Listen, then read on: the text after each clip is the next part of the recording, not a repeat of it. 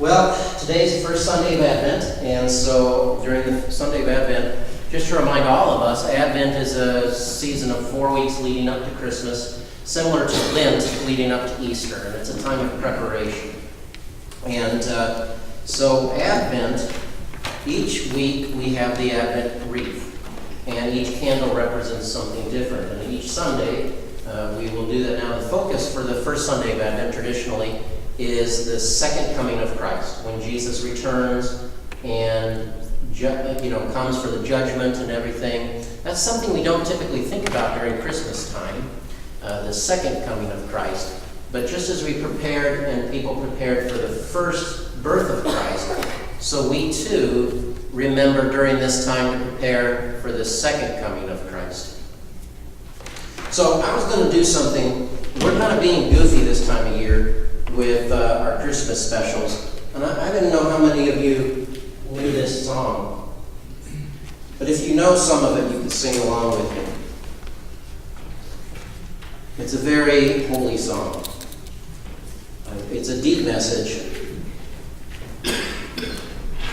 about our faith. So here it is. Let's see.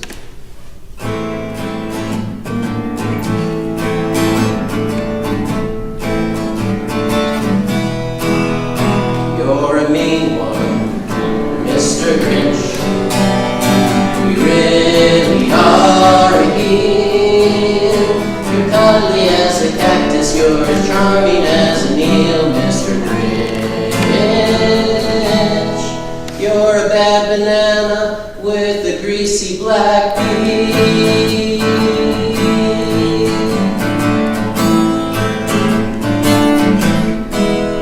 You're a monster, Mr. Grinch.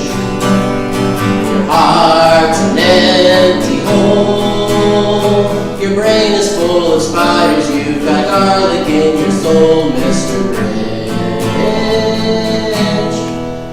I wouldn't touch you with a 39.5-foot pole.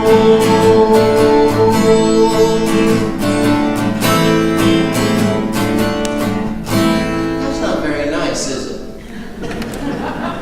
Is that a nice song? Not really. It's kind of mean. It's full of mean things about the Grinch. And of course, we think of the Grinch as being a mean guy, right? And he is. If you ever watch the TV specials or the movies, he is pretty mean. And he does some things that are not very nice. But one of the reasons is that he hates Christmas, doesn't he? He just hates it. And, they give different reasons why he hates Christmas. And we're going to go ahead and transition into our sermon from here.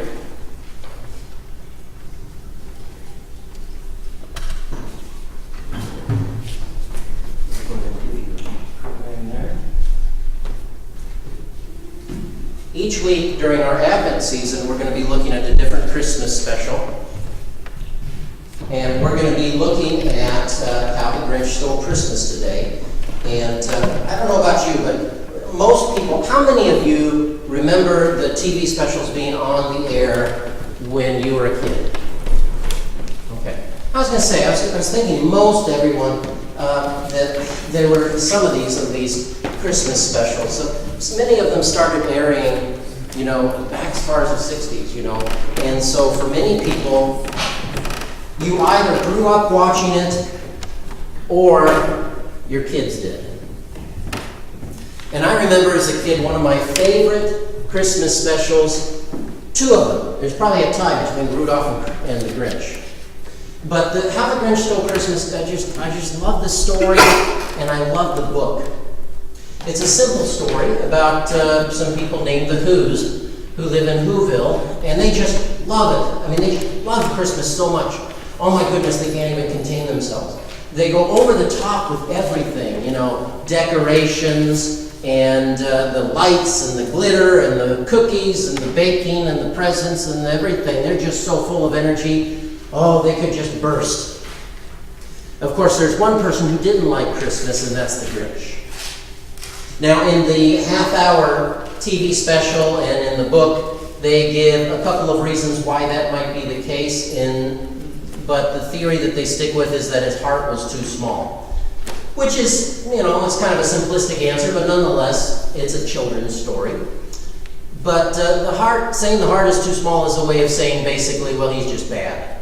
He's just evil, which is a really convenient way to explain something you don't understand, but it's not very helpful if you're trying to understand somebody, to say, well, their heart's just too small, But that was the explanation in this story. And so he decides that he is going to steal Christmas that year. He's had it. He's dealt with it year after year. He's tired of it. He's tired of the jolliness, maybe fake jolliness. And he's tired of all of the noise. And so he's going to be rid of it. And so he dresses up as Santa and he spends Christmas night, but instead of delivering presents, he takes everything. He takes every single decoration, every single piece of Christmas food, everything that would be a reminder of Christmas, and he puts it in his bag unbelievably and carries it up to this cliff, and he's going to knock it off the cliff. But just as he's about ready to knock it off the cliff, he hears this noise, which turns out to be the Who's singing. They're singing Christmas songs. It's early Christmas morning, so they haven't been up very long. And nonetheless, they are still singing, even though everything has been taken from them, it gets the Grinch to thinking that perhaps Christmas is not just about all of the stuff, but it's about something more. And they never really say what that is, but that perhaps it's something more. And all of a sudden, his heart grows larger again, and so he returns to the Whoville and returns all of this stuff to them, and he magically likes Christmas now and brings it all back because he realizes that Christmas is more than stuff. It's a good message for grown-ups and kids.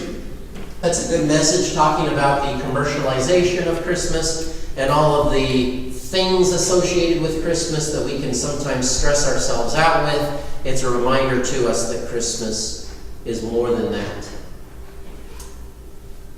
Now, since then, there have been a couple of movies that have come out. There's been the live-action movie in the early 2000s with Jim Carrey, and they expanded on the story quite a bit. We get a glimpse of the Grinch as a child. And in that movie, they give a little bit more of an expanded theory of why he hates Christmas. As a child, he's always a little different than everyone else, and so he tries to like Christmas, and he tries to take part, but he just doesn't do it right, or he doesn't do it the same way everybody else does, and so he's teased and kind of ostracized, and so as a result, he hates Christmas because it brings back all these memories of being pushed away. And so all of a sudden you feel sorry for the Grinch.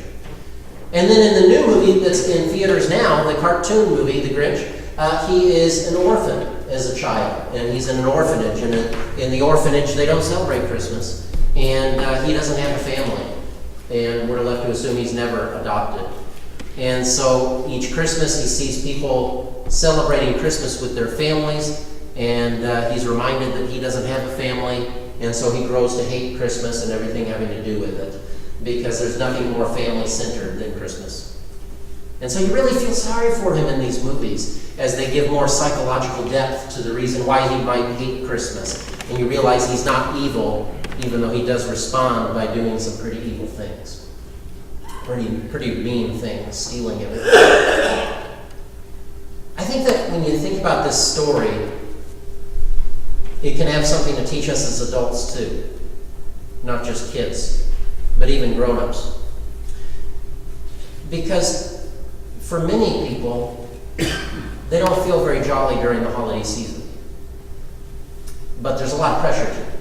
There's a lot of pressure to feel jolly during this time of year. But sometimes people dread the holidays. They dread the holidays for many reasons, but it's not because their heart's too small. It's because Christmas, at some point, was stolen from them. It could be something as simple as, for some people, it may be the first year that they have an empty nest and their children are gone, so this will be the first Christmas without children in the house. Traditions are changing, and that's unsettling. For some people, it might be because of disappointments in life. For others, it might be something even bigger, like the loss of a loved one. And so they feel that Christmas has been stolen from them already. And so Christmas is not something they look forward to, it's something they dread. But there's a lot of pressure to feel jolly. There's a lot of pressure because everybody's doing it. You know, Whoville sounds like a wonderful place. I mean, it seems like everybody's friendly there, everybody's very welcoming, but like in a lot of places, it's easy to be friendly to people who are like you. For people like the Grinch, who don't feel very jolly during the holiday season, if you're like that, you're probably not going to feel like you want to stay in Whoville. There's just a little bit too much jolliness going on there if you don't feel the same way. But there's a lot of pressure to be jolly, whatever that means. There's a lot of pressure. So in front of people, you may try to join in the celebration, in the happiness, in the jolliness of the season, because our culture, number one, pressures us. You want to act as though you're happy even though you're not, because the culture is telling us that you need to. And what's wrong with you if you're not happy during this time of year especially? What's wrong with you? People are uncomfortable when you're not happy, when you're not feeling the way people think you should. And so there's pressure to think differently. Also, we have sometimes family. And maybe you've hosted a family gathering every year, and this year maybe you just don't feel like you can do it. But you feel pressure, you feel the need to do that because people are counting on you. And so there are a lot of things. It gets complicated. And so if that describes you, if maybe you have trouble during this time of the year because of a bad memory or losing a loved one, whatever it may be, what do? Well, number one, do not try to make yourself feel a different way than you do feel. You don't have to try to make yourself happy. It's okay to not be happy during the holiday season. And we don't always hear that a lot, but it is. It's okay to not be happy. Being happy is not a prerequisite for having a meaningful Christmas. And that seems counterintuitive, but it's true. You don't have to feel jolly to have a meaningful Christmas. You can have sadness. You can be down, and you can still have a meaningful Christmas. And I'll explain that a little bit further, but we have to remember what Christmas is about. What is Christmas about? Christmas is about Jesus. And you are not going to stop Christmas from coming because your mood is not what others think it should be. But people get uncomfortable sometimes if you don't feel jolly. People get uncomfortable if it's been over a year since you've lost someone you love and you're still grieving and they're thinking, what's wrong with you? By the way, there's nothing wrong with you. But people feel that way, that there might be something wrong. So there's that pressure, but you don't have to try to feel a different way. You don't have to try to manufacture happiness. If normally you host a big family gathering and maybe you had tragedy this year and you just don't have the energy and you don't feel like it, you may have to tell people, I'm sorry guys, I don't think I can host. Chances are for many families they would understand that. If they don't, they'll get over it hopefully, but don't put more pressure on yourself than you can handle during the holiday season. If you've lost a loved one or you're dealing with deep disappointment, it's a difficult time of the year. So don't put on more commitments than you feel that you can handle at this time. At the same time, I would say don't stay in the house all the time either. You know, maybe some of the times when you would normally say, I don't feel like it, I'm going to stay in the house. Maybe don't listen to that instinct some of the time and make yourself get out sometimes. But you don't have to make yourself do everything that you used to do in previous years if you just don't have the oomph to do it this year. It's okay. It's all right. So, as we think about it, if you don't have the energy to make cookies and do all the baking this year that you used to do, you don't have to. Mary and Joseph didn't have cookies when Jesus was born. And you know what? By the way, you can come to the cookie walk and you can get some cookies, so you don't have to do baking. But seriously, think about those things. You don't have to do all that stuff.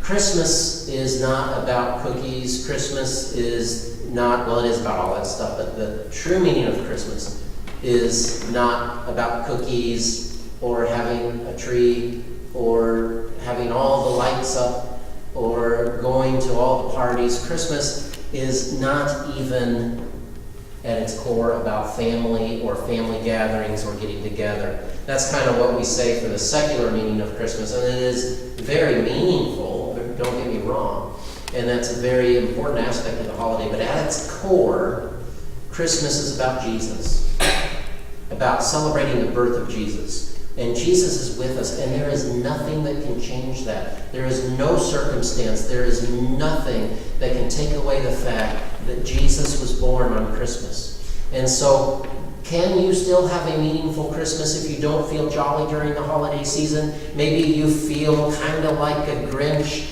and maybe you're feeling guilty about that. Yes, you can still have a meaningful Christmas because it celebrates the birth of Jesus, the birth of hope, the birth of love. And that same Jesus whose birthday we celebrate on Christmas is the same Jesus who has your loved one in heaven if you've lost a loved one. The same Jesus who was born on Christmas is the same Jesus who is with you now. The same Jesus who we celebrate is the same Jesus who is victorious over death and who encourages us with the message that he is there to comfort those who mourn and to lift up the brokenhearted. And so, in the Grinch story, we think of how the Grinch stole Christmas. And indeed, that was a wrong thing to do. But when we feel like a Grinch, when we don't have that feeling, and maybe you don't even know why it is, by the way. Maybe you just don't know why. You can't pinpoint. Maybe it's not anything specific, but you just don't feel it. It's okay. The key is to remember that Christmas does not depend on our mood. It does not depend on how we feel. Christmas does not depend on outward circumstances or getting everything done or having the perfect gathering. Christmas comes regardless. And so may we remember. And I know for some of you in this room, it may be that you don't have a problem with this at all. You feel jolly. I know some people who are basically, even though they're grown up, they're like kids, and they just love the holiday season. They love everything to do with the holiday season, and they like all the lights and the glitter and putting everything up and everything, and it's wonderful. And then there are some of you that might be the opposite. You don't feel that for whatever reason. And I would say that regardless, whether you feel festive or whether you're struggling this season, Merry Christmas. Because Christmas comes regardless. We cannot stop Christmas from coming. Jesus was born over 2,000 years ago, and every year we celebrate that birth of Christ. And the reason why we celebrate is because of what Jesus has done for us, right? It's because through his death and resurrection, there is hope and there is everlasting life. There is reason for living in spite of what might be going on around us any particular season or year. And so may we go forth as we prepare for Christmas, as we think of the Advent season with the lighting of the candle, and if you have Advent calendars at home or whatever you may do at home to prepare for the celebration of the birth of Jesus, may you be blessed in knowing that however you feel about the holiday season, and however you get through it, whether you're feeling wonderful or whether you're feeling kind of down, it's okay. It's okay. Christ is with us. Emmanuel means God with us. Thanks be to God.